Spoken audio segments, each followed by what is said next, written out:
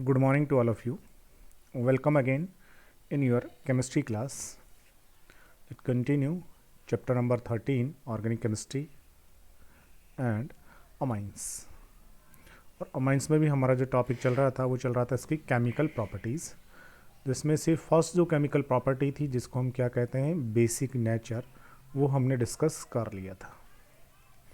उसके लास्ट में हमारा चल रहा था, एक बार थोड़ा सा मैं रिवाइज करा दूं कि अमाइंस जो होती हैं बेटा, इन अमाइंस का जो एक्वस सॉल्यूशन होता है, तो जैसे इनका एक्वस सॉल्यूशन बनाएंगे H positive OH negative, H positive के गेन करेगा तो बनेगा RNS3 पॉजिटिव अमोनियम कटायन और OH नेगेटिव आयन। अब ये जो OH नेगेटिव आयन्स बने ना, इनके कारण इनका जो एक्वस सॉल्यूशन होता है वो भी कैसा होता है, वो भी बेटा बेसिक होता है। बस राइट।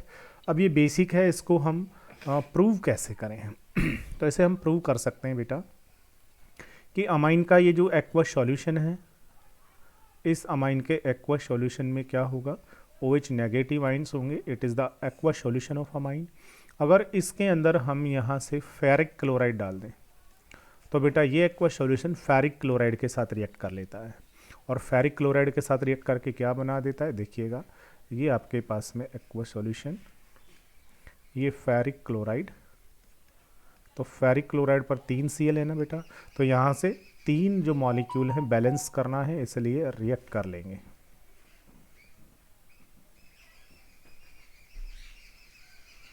ठीक है, यहाँ से बॉन्ड की ब्रेकिंग, नेगेटिव नेगेटिव और ये पॉजिटिव 3, तीनों Cl यहाँ, तीनों OH यहाँ, क्या बन जाएंगे, 3 बन जाएंगे RNS3 पॉजिटिव Cl, ये सॉल्ट, और Fe पे आ जाएंगे OH फेरिक हाइड्रोक्साइड।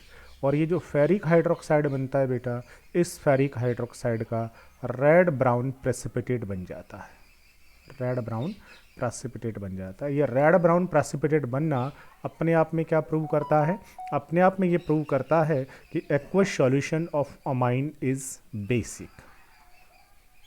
अमाइन का जो एक्वस सॉल्यूशन होता है वो बेसिक होता है क्योंकि उससे OH नेगेटिव आयन आपको मिलता है, इसलिए।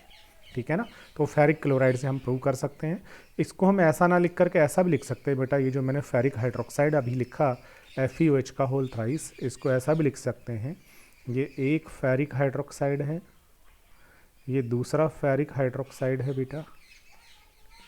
ठीक है ना, तो क्या होता है, यहाँ से एक वाटर, यहाँ से दूसरा वाटर, यहाँ से तीसरा वाटर, और ये बन जाता है Fe2O3 डॉट थ्राइस H2O, ये भी हम लिख सकते हैं। That's right. इसका भी कौन सा प्रेसिपिटेट होता है, ये रेड ब्राउन कलर का प्रेसिपिटेट होता है। तो फेरिक हाइड्रोक्साइड लिख दीजिए।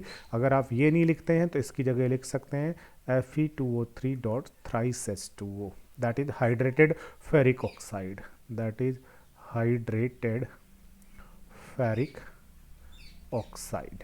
इसका क्या बन जाता है बेटा, रेड ब्राउन प्रेसिपिटेट बन जाता है। चलिए, बेसिक नेचर होने के बाद अब और जो केमिकल रिएक्शंस हैं उनके बारे में हम डिस्कस करेंगे। नंबर 2, सेकंड जो केमिकल रिएक्शन है दैट इज अल्काइलेशन। अमाइन का अल्काइलेशन कराना है और अल्काइलेशन जो होता है ना बेटा, याद रखेंगे अल्काइलेशन बार बार होता है। अगर आपके पास में अमाइन है RNS2, किसके साथ रिएक्शन करा दीजिए, RX के साथ, तो N यहाँ किसकी तरह बिहेव करता है, न्यूक्लियोफाइल की तरह, ऐसा मैंने पढ़ा दिया है अमोनोलाइसिस के अंदर। ये जाकर के इलेक्ट्रॉन किसको देगा, R को, यहाँ से X को हटा देगा, क्या बनेगी 2 डिग्री की अमाइन। 2 डिग्री की अमाइन में नाइट्रोजन पर फिर से लोन पेयर होगा, अगेन रिएक्ट करेगा RX पर, और फिर क्या बन जाएगा 3 डिग्री अमाइन, और 3 डिग्री अमाइन फिर से किस पर रिएक्ट करता है, RX पर, और लास्ट में क्या बन जाता है बेटा, टेट्राहेड्रल सॉल्ट जो है वो सॉल्ट बन जाता है। ठीक है ना, तो अल्काइलेशन बार बार होता है, क्यों, क्योंकि जो प्रोडक्ट यहाँ से बनता है, यहाँ 2 डिग्री प्रोडक्ट बना जो कि 1 डिग्री से स्ट्रॉन्ग न्यूक्लियोफाइल है, न्यूक्लियोफाइल, और 2 डिग्री की रिएक्शन से बना 3 डिग्री टर्सरी अमाइन जो कि और भी क्या है, स्ट्रॉन्ग न्यूक्लियोफाइल, और वो रिएक्ट करके लास्ट में क्या बना देता है, टेट्राहेड्रल सॉल्ट बना देता है। ऐसा हम प्रीवियस लेक्चर में डिस्कस कर चुके हैं। तो अमाइन का अल्काइलेशन बार बार होता है। अल्काइलेशन तो बार बार होता है, तो फिर असाइलेशन, तो असाइलेशन हम समझ चुके हैं, असाइल ग्रुप की एंट्री करानी है। ठीक है ना। तो देखिएगा number 3 acylation, replacement of hydrogen atom of NH2 या NH जो अमाइन का हाइड्रोजन है, ठीक है ना, चाहे NH2 का हो चाहे NH का हो, इसका रिप्लेसमेंट कर दें किससे, असाइल ग्रुप से। असाइल ग्रुप क्या होता है बेटा, RC double bond O, that is acyl group से रिप्लेसमेंट कर दें तो ये रिएक्शन कहलाती है असाइलेशन। तो अल्काइलेशन बार बार हुआ, तो अब हम कराते हैं असाइलेशन। तो उसके लिए देखिएगा हमने क्या किया हुआ है, अगर मैं इसको थोड़ा सा और साइड में करके लिखूं, ले लीजिए असाइलेशन कराते हैं। तो उसके लिए हमने क्या किया बेटा, उसके लिए ये हमने अमाइन ली, that is amine 1 degree amine, और अब इसका असाइलेशन कराना है तो हमने रिएक्शन करा दी है असाइल क्लोराइड के साथ, दैट इज असाइल क्लोराइड। ठीक है, किसकी प्रेजेंस पे रिएक्शन होगी, किसी बेस की प्रेजेंस में, और होगा क्या, यहाँ से HCl जो है बेटा वो चला जाएगा बाहर। अब HCl एसिड है, एसिड को हटाने के लिए हमने बेस यहाँ पर कैटलिस्ट डाला, और क्या बन जाएगा, ये जो अमाइन है इसका हाइड्रोजन रिमूव हो गया, और हाइड्रोजन की जो पोजीशन है वो किसने ले ली है, असाइल ग्रुप ने ले ली है, दैट इज असाइलेशन। ठीक है, HCl बाहर जाएगा, उस HCl को बेस एब्जॉर्ब कर लेगा। ठीक है, दैट इज असाइलेशन। अब इस रिएक्शन का मैकेनिज्म क्या होता है, तो हम मैकेनिज्म समझ सकते हैं बेटा। देखिएगा मैकेनिज्म ये होता है कि भाई हमारे पास में क्या है, amine, that is RNH2 amine, और नाइट्रोजन पर लॉन पेयर। रिएक्शन कहाँ पर होती है, असाइल क्लोराइड पर। असाइल क्लोराइड को कैसे लिख दूँ मैं, RC डबल बॉन्ड O और Cl। यहाँ से डबल बॉन्ड O, ये जो असाइल ग्रुप है उसका ये जो कार्बोनाइल ग्रुप है, तो ऑक्सीजन की EN हाई है, ऑक्सीजन इलेक्ट्रॉन पुल करेगा इट नेगेटिव और इट पॉजिटिव। जैसे ही ये पॉजिटिव बनेगा, यहाँ का जो N है वो बिहेव करेगा न्यूक्लियोफाइल की तरह, और अपना इलेक्ट्रॉन जाके किसको दे देगा, इस कार्बन को। जैसे ही कार्बन को इलेक्ट्रॉन देगा क्या बन जाएगा बेटा, देखिएगा ये R, ये NH, एक H और, ठीक है बेटा, इसने अपना इलेक्ट्रॉन किसको दे दिया, कार्बन को। कार्बन को, कार्बन ने क्या किया, अपना पॉजिटिव चार्ज दे दिया इसको। अब इसकी जो ऑक्सीजन है, और इस पर R और इस पर Cl, ऑक्सीजन पर हो जाएगा नेगेटिव चार्ज, और इसका पॉजिटिव चार्ज चला गया N पे। अब N पे जैसे ही पॉजिटिव चार्ज गया, इलेक्ट्रॉन की डेफिशिएंसी हो गई, तो कहाँ से लेगा, बिकॉज जिसको दिया है उससे नहीं लेगा। अभी अभी कार्बन को दिया तो कार्बन से नहीं लेगा, ये R भी तो कार्बन है, यहाँ से नहीं लेगा, तो फिर कहाँ से लेगा, वो हाइड्रोजन से। तो नेक्स्ट स्टेप में क्या करेगा, वो हाइड्रोजन से इलेक्ट्रॉन ले लेगा दोनों के दोनों, और पॉजिटिव चार्ज किसको दे देगा, H को। That's right. तो क्या हो जाएगा, हो ये जाएगा बेटा यहाँ से RNH। ठीक है, हाइड्रोजन से इलेक्ट्रॉन लिया और पॉजिटिव चार्ज उसको दिया, तो यहाँ से कौन रिमूव हो जाएगा, यहाँ से रिमूव हो जाएगा H पॉजिटिव। आगे कौन बॉन्डेड है, आगे CO पे नेगेटिव, और R और Cl। अब यहाँ से देखिएगा इस कार्बन पर सिंगल बॉन्डेड कौन है, Cl भी, और सिंगल बॉन्डेड कौन है, O भी। दोनों इलेक्ट्रॉन पुल करेंगे ना, तो ये कार्बन क्या करता है, यहाँ से Cl को रिमूव कर देता है। जैसे यहाँ से Cl को रिमूव करेगा, Cl इलेक्ट्रॉन ले जाएगा negative, carbon positive, positive negative जुड़ के डबल बॉन्ड, और यहाँ से चला जाएगा HCl बाहर। क्या हो जाएगा बेटा, देखिएगा हो ये जाएगा कि यहाँ से RNH, ठीक है, सिंगल बॉन्ड, और सिंगल बॉन्ड करके कौन जुड़ा, C पर पॉजिटिव, O का नेगेटिव, दोनों ने डबल बॉन्ड O बना दिया R, और यहाँ से चला कौन गया बाहर, HCl बाहर चला गया। तो ओवरऑल असाइल ग्रुप जो था उसकी एंट्री हो गई, दैट इज असाइलेशन। अब असाइलेशन जो है ना, वो असाइलेशन केवल एक बार ही होगा, बार बार नहीं होगा। क्यों नहीं होगा, क्योंकि अल्काइलेशन में तो क्या होता था, जो 1 डिग्री अमाइन थी, इसका जब अल्काइलेशन होता था तो यहाँ ये जो अमाइन थी ये न्यूक्लियोफाइल की तरह बिहेव करती, यहाँ जुड़ती X को हटा के, और प्रोडक्ट जो बनता था वो बनता था 2 डिग्री अमाइन।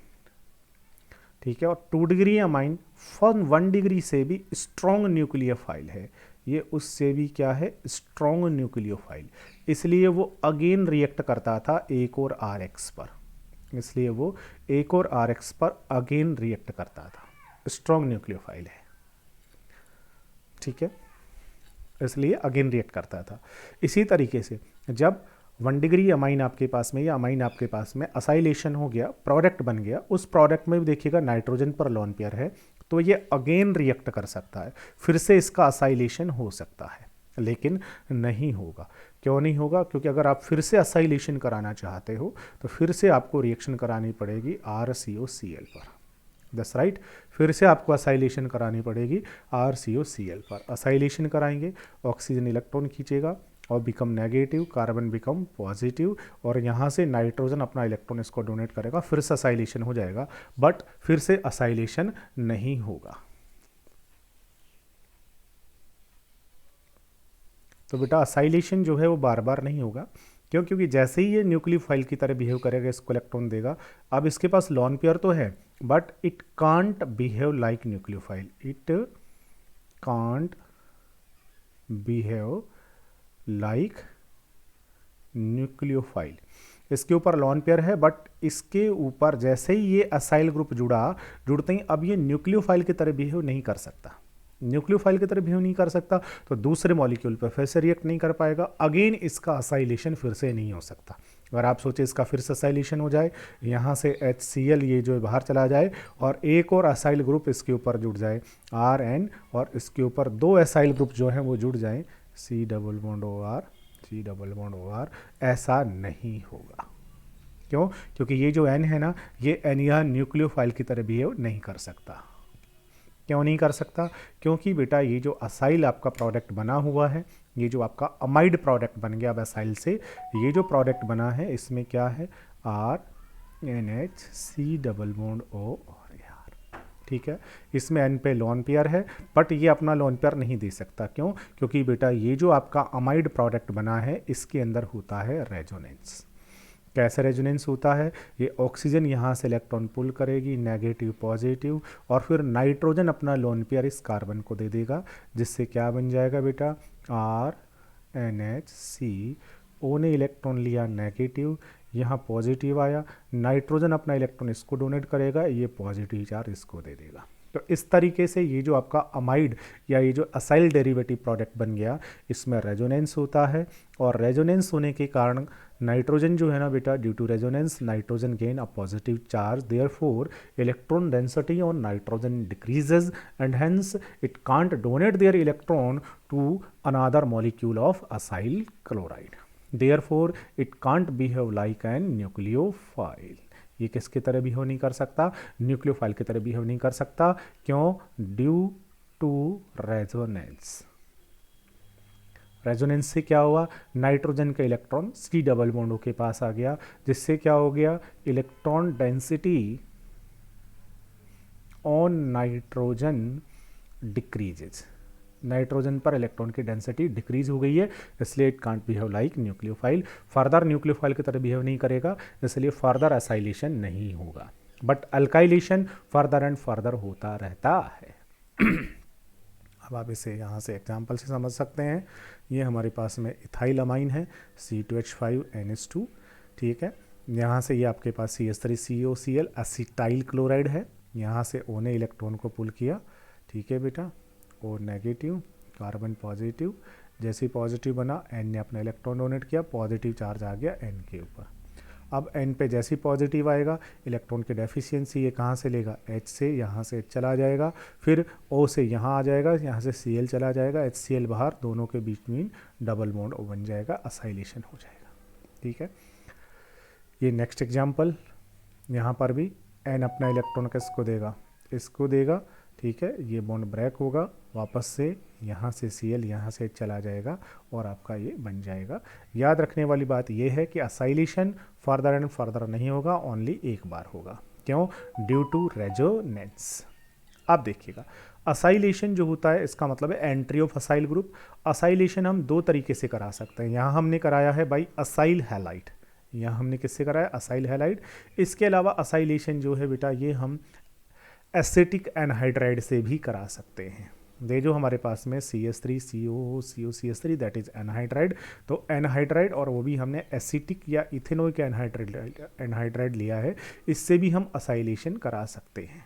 ठीक है, क्या होगा? यहाँ से ये बॉन्ड ब्रेक हो जाएगा सीधा, अगर मैं बात करूँगा तो, और यहाँ से O के पास से कहीं से भी बॉन्ड की ब्रेकिंग हो जाएगी, और ये जो है आपका एसिटिक एसिड कहाँ चला जाएगा? बाहर, और ये आकर के एंट्री कर जाएगा, वही आपका असाइल डेरिवेटिव बन जाएगा। Amines also react with benzoyl chloride. Amines जो होती हैं बेटा ये बेंजोइल क्लोराइड से भी रिएक्ट कर लेते हैं। ठीक है, बेंजोइल क्लोराइड ये आपका अमाइन है, CH3NH2। बेंजोइल क्लोराइड क्या होता है, अब की बार आप असाइल की बजाय बेंजोइल लेके आ गए, that is benzoyl chloride. Reaction किसकी प्रेजेंस में होगी, बेस की प्रेजेंस में होगी। लेकिन यहाँ बेस की ज़रूरत नहीं है, क्योंकि यहाँ जो एसिड बन रहा है ना आपका, वो एक वीक एसिड बन रहा है, इसलिए रिएक्शन रिवर्सिबल नहीं होगी। लेकिन हैलाइड के अंदर आपका एसिड जो बनेगा बेटा वो स्ट्रॉन्ग एसिड बनेगा, तो उसको आपको बेस की ज़रूरत पड़ेगी। ये लीजिए, ठीक है, प्लस में HCl बाहर चला जाएगा। नाम क्या होगा, तो ये बेंजीन अमाइड हो गया है, और N के ऊपर मिथाइल, सो N मिथाइल बेंजीन अमाइड आपका बन जाएगा। N मिथाइल बेंजीन आपका बन जाए, N मिथाइल बेंजीन अमाइड आपका बन जाएगा। चलिए, असाइलेशन, अल्काइलेशन, असाइलेशन, असाइलेशन बार बार होगा, सॉरी अल्काइलेशन बार बार होगा, असाइलेशन एक बार होगा। क्यों होगा, लॉजिक हमने बता दिया, क्योंकि असाइलेशन के बाद जो अमाइड प्रोडक्ट बनेगा वो वीक न्यूक्लियोफाइल होगा due to resonance, so it can't behave like again nucleophile. ठीक है, next number 4 that is very important reaction, carbylamine reaction. Carbylamine reaction, और its name also known as, it's also known as isocyanide test of amine. This reaction is known as carbylamine reaction और isocyanide test. ठीक है, और किसके लिए होता है ये reaction, and is used as a test of primary amines, only primary amines के लिए होता है। ठीक है, क्या होता है बेटा देखिएगा, चाहे एलिफैटिक हो चाहे एरोमेटिक हो, बट होनी चाहिए प्राइमरी अमाइन। RNH2 हो चाहे क्या हो, बेंजीन NH2 हो। ठीक है, रिएक्शन किसके साथ कराते हैं, आपको रिएक्शन करानी है क्लोरोफॉर्म के साथ। क्लोरोफॉर्म क्या होता है, CHCl3। और किसके साथ रिएक्शन करानी है, and ethanolic potassium hydroxide, base के साथ रिएक्शन करानी है KOH, लेकिन एल्कोहलिक होना चाहिए। ठीक है, और डाल करके से क्या करना है, हीट करना है। तो क्या होता है बेटा, आइसोसाइनाइड या फिर कार्बिल अमाइन, क्योंकि आइसोसाइनाइड IUPAC नेम होता है और कॉमन नेम इसका कार्बिल अमाइन होता है, इसका फॉर्मेशन होता है। ठीक है, और इसकी जो स्मेल होती है वो कैसी होती है, फॉल स्मेल होती है, बहुत बेकार स्मेल होती है, वॉमिटिंग होने लग जाती है, इस तरीके की स्मेल वाला प्रोडक्ट बन जाता है।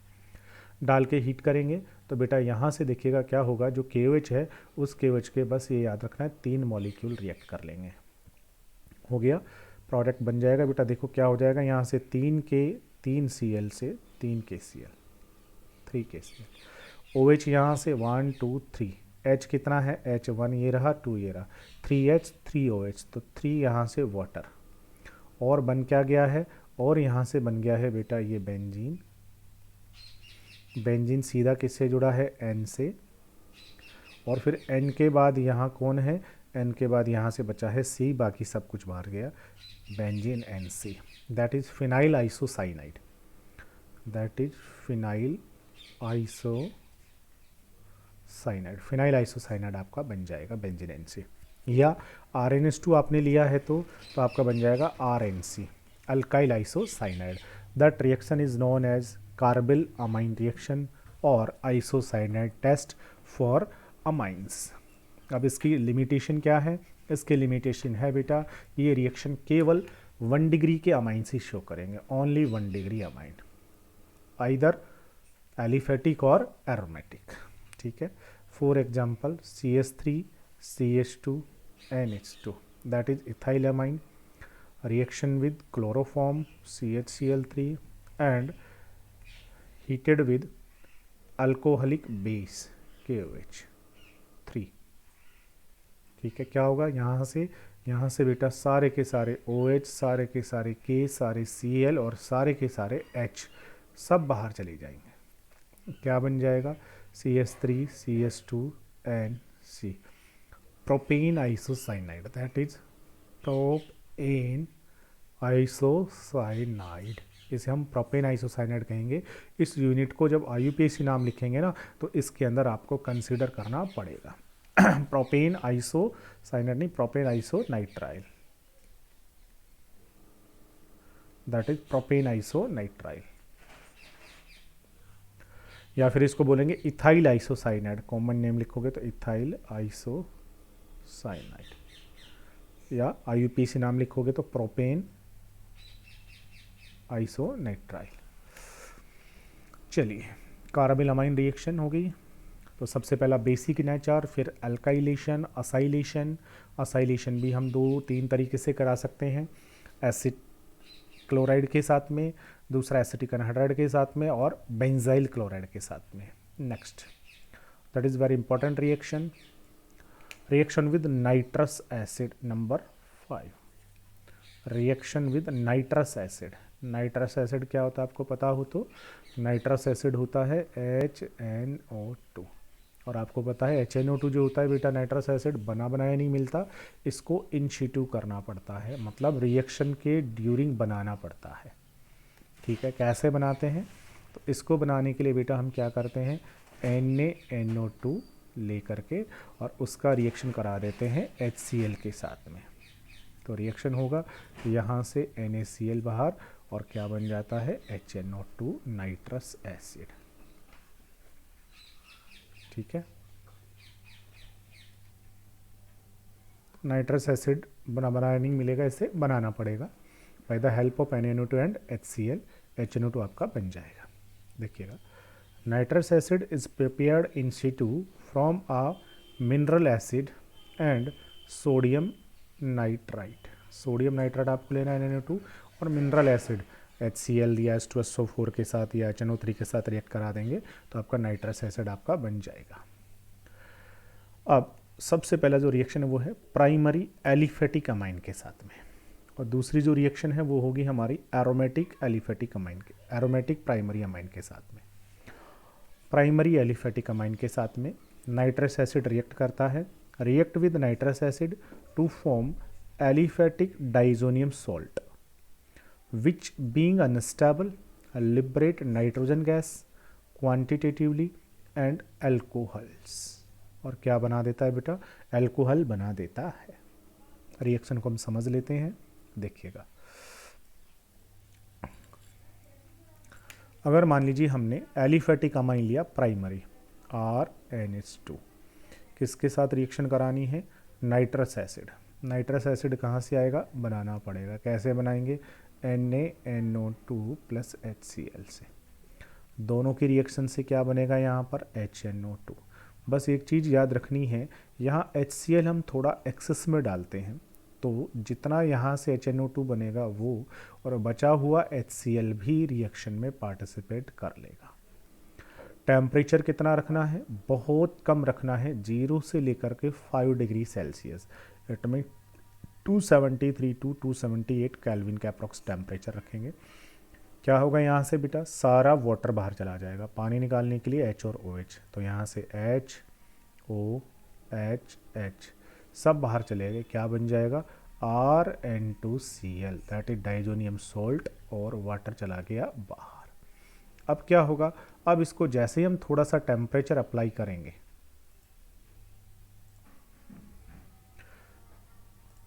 अब अगर इसे हम हल्का सा हीट कर देंगे तो क्या होगा बेटा, हल्का सा हीट नहीं करना, बस टेम्परेचर को ही थोड़ा सा राइज करना है, हीट करने की ज़रूरत भी नहीं है। तो क्या होगा बेटा, ये अगेन डिकम्पोज हो जाएगा, वाटर के साथ रिएक्ट कर लेगा, और वाटर के साथ रिएक्ट करेगा तो देखिए क्या बन जाएगा, इसी वाटर के साथ रिएक्शन हो जाएगी। तो मैं इसको HOH ऐसे लिख दूँ, क्या होगा, यहाँ से HCl बाहर जाएगा, N2 बाहर, और ROH जो है वो आपका मेजर प्रोडक्ट बन जाएगा, एल्कोहल, N2 बाहर, वाटर फिर से, इस तरीके से एल्कोहल बन जाएगा। फॉर एग्जांपल, जैसे मैंने इथाइल अमाइन अगर आपने लिया CH3CH2NH2, इथाइल अमाइन लिया, रिएक्शन किसके साथ कराना है, नाइट्रस एसिड, तो NaNO2 प्लस में HCl, और बहुत लो टेम्परेचर आपने रखा हुआ है। तो क्या होगा, यहाँ से जो HNO2 बना वो रिएक्शन करेगा, साथ में HCl, और सारा का सारा वाटर बाहर। वाटर कहाँ से, ये H, यहाँ से O2, ये H, ये H, चारों H और 2 ऑक्सीजन, वाटर बाहर, और क्या बन जाएगा प्रोडक्ट, CH3CH2N2Cl, और फिर ये वाटर के साथ रिएक्ट कर लेगा, और वाटर के साथ रिएक्ट करेगा तो HCl बाहर, N2 बाहर, OH आकर के जुड़ के क्या बना देगा, CH3 OH प्लस में N2। इस तरीके से एल्कोहल का फॉर्मेशन हो जाएगा। ये तो हुआ है एलिफेटिक अमाइन के साथ में, लेकिन अगर एरोमेटिक अमाइंस हो तो क्या होगा, देखो ये इंपॉर्टेंट पॉइंट है बेटा। एरोमेटिक अमाइंस में benzene NH2 that is aromatic amines, अगर आप एरोमेटिक अमाइंस के साथ रिएक्शन कराओगे तो क्या होगा, एरोमेटिक अमाइन के साथ जब रिएक्शन कराते हैं बेटा तो दैट इज एरोमेटिक अमाइन, और रिएक्शन हमने कराया नाइट्रस एसिड के साथ में, या लीजिए तो नाइट्रस एसिड लेके आए हम by the help of NaNO2 and HCl, दोनों के रिएक्शन से बन गया HNO2, और एक्स्ट्रा जो HCl है वो भी रिएक्शन में पार्टिसिपेट करेगा। टेम्परेचर हमें बहुत लो रखना है, 0 से लेकर के 5 डिग्री सेल्सियस। तो क्या होगा यहाँ से, सौरा का सौरा जो वाटर मॉलिक्यूल है वो सौरा का सारा वाटर मॉलिक्यूल यहाँ से बाहर, ठीक है, और क्या बनेगा, बेंजीन N2Cl और साथ में वाटर, ये जो बना that is benzene diazonium chloride, इसे हम शॉर्ट में BDC कहेंगे, that is benzene diazonium chloride. वहाँ जो बना था बेटा उसे हम कहेंगे that is alkyl diazonium chloride, that is benzene diazonium chloride. Benzene diazonium chloride जो होता है वो उसकी बजाय कंपैरेटिवली मोर स्टेबल होता है, ज़्यादा स्टेबल होता है। वो तो बिल्कुल ही लो टेम्परेचर पर बिल्कुल अनस्टेबल होता है, लेकिन BDC थोड़ा ज़्यादा स्टेबल होता है 0 to 5 तक, तो BDC बना रहेगा। अब अगर आपने इसको थोड़ा सा भी हीट किया तो ये फिर से डिकम्पोज हो जाएगा, वाटर के साथ रिएक्ट करेगा, HCl बाहर, N2 बाहर, और OH आकर के यहाँ जुड़ जाएगा, जिससे क्या बन जाएगा, फिनोल बन जाएगा, N2HCl बाहर। इस तरीके से फिनोल बन जाएगा, दिस राइट। ये होगा आपका रिएक्शन विद नाइट्रस एसिड। अब यहाँ एक छोटी सी चीज़ समझनी है कि वहाँ था आपके पास RN2Cl that is alkyl diazonium chloride, और यहाँ पर है आपके पास benzene N2Cl that is benzene diazonium chloride. Benzene diazonium chloride is more stable, क्यों, क्योंकि बेटा यहाँ N2Cl में Cl नेगेटिव N2 पॉजिटिव, यहाँ Cl नेगेटिव N2 पॉजिटिव, यहाँ N2 पॉजिटिव जो है डाइजोनियम जो आयन बना है ये क्या करता है, रिंग से इलेक्ट्रॉन लेकर के रेजोनेंस कर लेता है, और रेजोनेंस से इसका स्टेबलाइजेशन ज़्यादा होता है, more stable due to resonance, that's right, due to resonance it is more stable. चलिएगा एक बार हम देख लेते हैं सारी रिएक्शंस को। तो प्राइमरी अमाइन जो होती हैं बेटा वो नाइट्रस एसिड से रिएक्ट करती हैं और एलिफेटिक डाइजोनियम सॉल्ट बनता है, ठीक है, जो कि अनस्टेबल होगा और नाइट्रोजन गैस लिबरेट कर देता है और अल्कोहल बना लेता है। RNH2 नाइट्रस एसिड रिएक्शन करके HCl भी काम आएगा यहाँ पर, ये डाइजोनियम सॉल्ट वाटर से रिएक्ट करके अल्कोहल नाइट्रोजन गैस रिलीज कर देगा। एरोमेटिक अमाइंस रिएक्ट करेंगे नाइट्रस एसिड से बहुत लो टेम्परेचर पर, और क्या बना देते हैं, डाइजोनियम सॉल्ट बना देते हैं, that is benzene diazonium salt. और ये कैसा होता है, ये मोर स्टेबल होता है ड्यू टू रेजोनेंस, ये अपने आप डिकम्पोज नहीं होगा, लेकिन अगर इसे हम हीट करेंगे ना तो ये क्या हो जाएगा, डिकम्पोज हो जाएगा। ये C6N2Cl इसको जब हम हीट करेंगे तो हीट करने पर ये वाटर के साथ रिएक्ट कर जाएगा और HCl बाहर, N2 बाहर, OH आ जाएगा, जिससे क्या बन जाएगा, फिनोल। और ये हमने फिनोल बनाने के मेथड में भी डिस्कस किया हुआ है, दैट्स राइट। चलिए, तो वहाँ एल्काइल या एलिफेटिक डाइजोनियम क्लोराइड, यहाँ benzene diazonium chloride, benzene diazonium chloride is more stable. Next number 6, next जो रिएक्शन है that is very very important reaction exam के हिसाब से, reaction with benzene sulphonyl chloride, benzene sulphonyl chloride से reaction, और reaction with Hinsberg reagent, Hinsberg जो reagent होता है उसके साथ रिएक्शन। बेटा बेंजीन सल्फोनिल क्लोराइड जो होता है इसको हम हिंसबर्ग रिएजेंट भी कहते हैं, और ये काम क्या आता है बेटा, ये काम आएगा डिस्टिंक्शन करने में, किस किस में, 1 डिग्री 2 डिग्री और 3 डिग्री जो अमाइन होती है उनमें अंतर करने में ये काम आता है। ठीक है, अब कैसे अंतर करते हैं तो बस थोड़ा सा आप समझ लेंगे एक बार। अगर मैं तीनों को एक साथ लिख करके समझाऊं तो आई होप आपको समझ में आ जाएगा। देखिए, ये मेरे पास में है 1 degree amine, that is RnH2। ये मेरे पास में है 2 degree amine, that is R2NH। और ये है मेरे पास 3 डिग्री अमाइन। रिएक्शन कराना है सल्फ्यूरिल क्लोराइड से। सल्फ्यूरिल क्लोराइड क्या होता है? Benzene SO2Cl, that is benzene sulphuryl chloride. यहाँ पर भी रिएक्शन करानी है किसके साथ? Benzene SO2Cl। और इसमें भी हमने रिएक्शन करा दी किसके साथ? तीनों अमाइन हमने ली है और सल्फ्यूरिल क्लोराइड या बेंजीन सल्फ्यूरिल क्लोराइड या हिंसबर्ग रिएजेंट से तीनों अमाइन की रिएक्शन करा दी। 1 डिग्री अमाइन इसके साथ रिएक्शन कर लेगी और क्या बाहर जाएगा? यहाँ से HCl बाहर चला जाएगा और एडिक्टिव प्रोडक्ट यहाँ से बन जाएगा। क्या बनेगा? RN पे एक H प्रेजेंट रहेगा क्योंकि 2 H थे ना, तो एक जो H था हाइड्रोजन उसने पार्टिसिपेट कर लिया, SO2 बेंजीन। लीजिए, जो 2 डिग्री अमाइन है ये 1 डिग्री अमाइन, ये 2 डिग्री अमाइन, ये 3 डिग्री अमाइन। 2 डिग्री अमाइन भी रिएक्शन करेगी, HCl बाहर चला जाएगा और क्या प्रोडक्ट बनेगा? ये एक अडक्ट प्रोडक्ट यहाँ से बन जाएगा। ये लीजिए, 3 डिग्री अमाइन के अंदर देखिएगा N के ऊपर कोई हाइड्रोजन नहीं है, सो it can't react with Cl, वो Cl के साथ रिएक्ट नहीं करेगा, इसलिए हिंसबर्ग रिएजेंट के साथ 3 डिग्री अमाइन में कोई रिएक्शन नहीं होगी। ठीक है, 2 वाली अमाइन ने रिएक्शन की है, 3 वाली अमाइन ने रिएक्शन की है, लेकिन 3 डिग्री अमाइन कोई रिएक्शन नहीं करेगी। अब देखिएगा, तीनों कंटेनर में एक में 1 डिग्री अमाइन था, एक में 2, एक में 3 था, तीनों में हिंसबर्ग रिएजेंट ऐड किया, 2 में रिएक्शन होगी, एक में कोई रिएक्शन नहीं होगी। जिसमें कोई रिएक्शन नहीं हो समझ जाना वो 3 डिग्री अमाइन है। 2 में रिएक्शन हो गई। अब जैसे 2 में रिएक्शन होगी प्रोडक्ट बनेगा। अब इस प्रोडक्ट में देखिएगा SO2 जो ग्रुप होता है ना बेटा, ये एक इलेक्ट्रॉन विदड्रॉविंग ग्रुप होता है। ठीक है, और इसका कौन सा इफेक्ट लगता है? -I इफेक्ट लगेगा तो वो यहाँ से इलेक्ट्रॉन को पुल करेगा, जिससे नाइट्रोजन पर डेफिशिएंसी आएगी, नाइट्रोजन यहाँ से इलेक्ट्रॉन को पुल करेगा, तो यहाँ जो हाइड्रोजन है बेटा वो हाइड्रोजन होगा एक्टिव। ये एक एक्टिव हाइड्रोजन है, लेकिन यहाँ कोई एक्टिव हाइड्रोजन नहीं है और वहाँ कोई प्रोडक्ट नहीं हुआ। अब आपको क्या करना है? इसके अंदर डालना है एसिड के अंदर इसको एक्टिव हाइड्रोजन है ना, तो इसको किस में डिजोल्व करेंगे? बेस डालेंगे यहाँ से, अल्कली। तो बेटा आपने मान लीजिए NaOH डाल दिया, तो क्या होगा? ये जो प्रोडक्ट बना है ये इस बेस के अंदर डिजोल्व हो जाएगा, क्योंकि इसमें एक्टिव हाइड्रोजन या एसिडिक हाइड्रोजन है इसलिए। तो ये अपना H देगा और यहाँ से क्या आ जाएगा? OH, वाटर कहाँ चला जाएगा? बाहर। और क्या प्रोडक्ट बन जाएगा? प्रोडक्ट बन जाएगा RnSO2 बेंजीन, और ये आपका बनेगा नेगेटिव, और यहाँ से कौन आके जुड़ जाएगा? इसके ऊपर Na पॉजिटिव आकर के जुड़ जाएगा, ये आपका प्रोडक्ट बन जाएगा।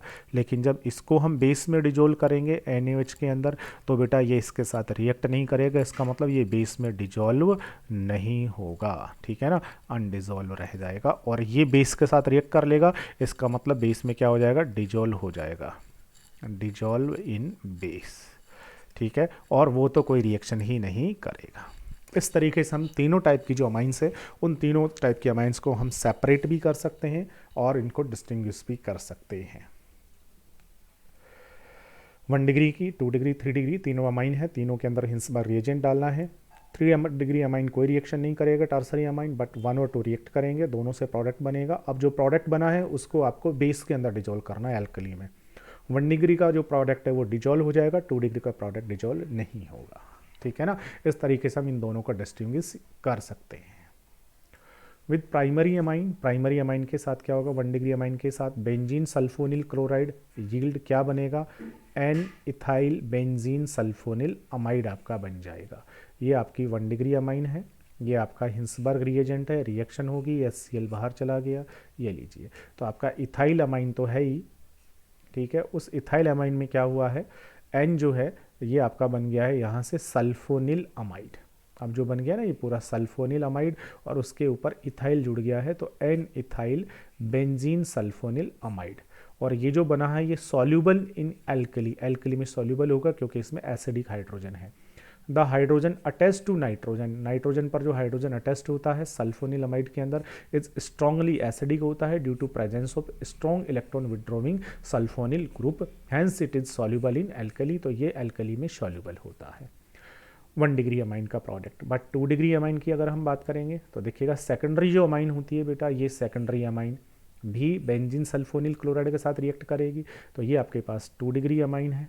ठीक है, रिएक्शन किया है, वो HCl बाहर चला गया और क्या बन गया, ये benzene sulphonamide, that is benzene sulphonamide, N पे इथाइल और एन पे ethyl, N diethyl benzene sulphonamide बन गया। लेकिन यहाँ एन के ऊपर कोई एसिडिक हाइड्रोजन नहीं है, इसलिए ये कैसे होता है, ये बेटा इमिसिबल होता है, ये डिजोल्व नहीं होगा एल्कली में।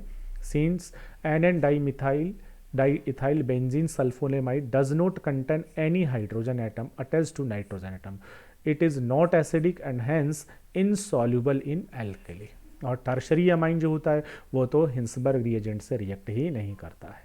ठीक है, this day benzene sulphonyl chloride is replaced by para toluene sulphonyl chloride. आजकल हमने बेंजीन सल्फोनिल क्लोराइड को किससे रिप्लेस कर दिया है, पैराटोलुइन सल्फोनिल क्लोराइड से। क्या फॉर्मूला होगा पैराटोलुइन सल्फोनिल क्लोराइड का, तो सल्फोनिल क्लोराइड तो आप बना ही देंगे, बस पैरा पे टोलुइन लगा दीजिए, ये लीजिए। ठीक है, आजकल ये हम काम में लेते हैं।